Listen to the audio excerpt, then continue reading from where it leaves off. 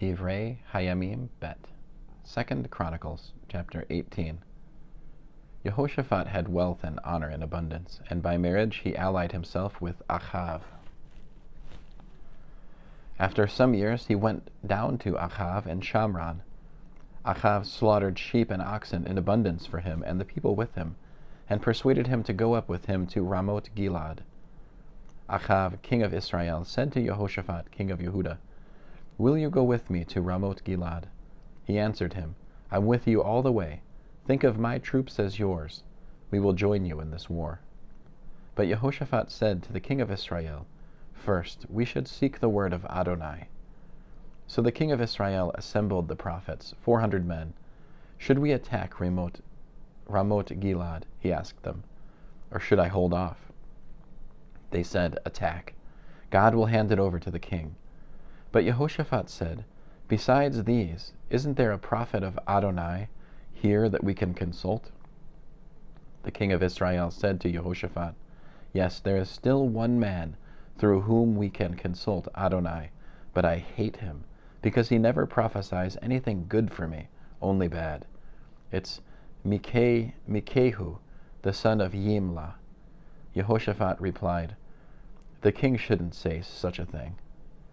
Then the king called an officer and said, "Quickly, bring Mikahu, the son of Yimlah." Now the king of Israel and Jehoshaphat, the king of Yehuda, were each sitting on his throne, dressed in their royal robes. They were sitting in a threshing floor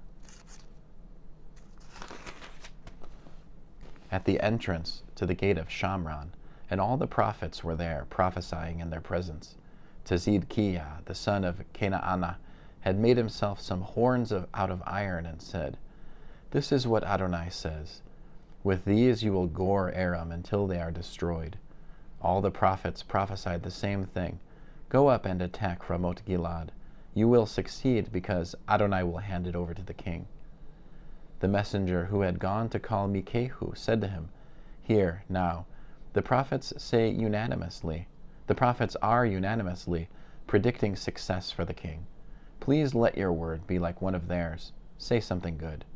But Mikahu answered, "As Adonai lives, whatever my God says is what I will say." When he reached the king asked him, "Mikahu, should we go up and attack Ramoth Gilead, or should we hold off?" He answered, "Go up, you will succeed. They will be handed over to you." The king said to him, "How many times do I have to warn you to tell me nothing but the truth in the name of Adonai?"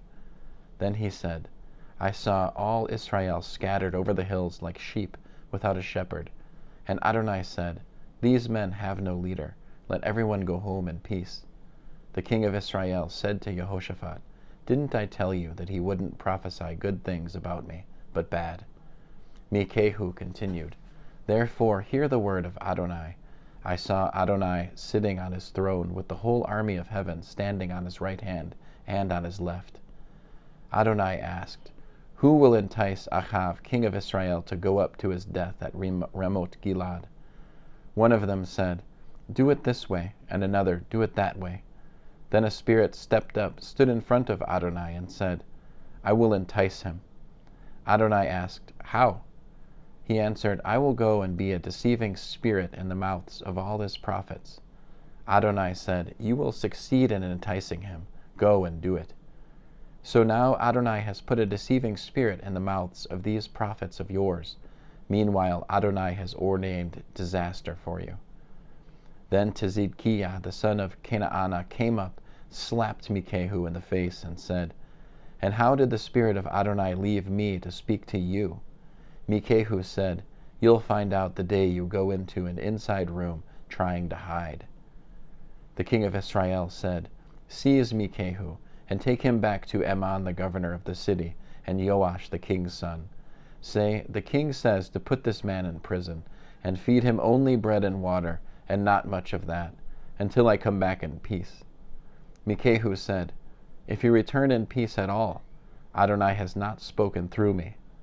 Then he added, "Did you hear me, you peoples, all of you?" So the king of Israel and Jehoshaphat, the king of Yehuda, went up to Ramoth Gilead. The king of Israel said to Jehoshaphat, "I will disguise myself and go into battle, but you put on your robes." So the king of Israel disguised himself and went into battle.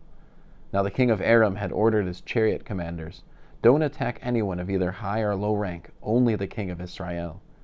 So when the chariot commanders saw Jehoshaphat, they said, "This is the king of Israel," and turned to attack him. But Jehoshaphat called out, and Adonai came to his aid. God moved them to leave him alone, so that when the chariot commanders saw that he wasn't the king of Israel, they stopped pursuing him. However, one soldier shot an arrow at random and struck the king of Israel between his lower armor and the breastplate. The king said to his chariot driver, "Turn the reins and take me out of the fighting. I'm collapsing from my wounds." But the fighting grew fiercer that day, and although the king of Israel propped himself upright in his chariot facing Aram until evening, around sunset he died. End of 2 Chronicles chapter 18.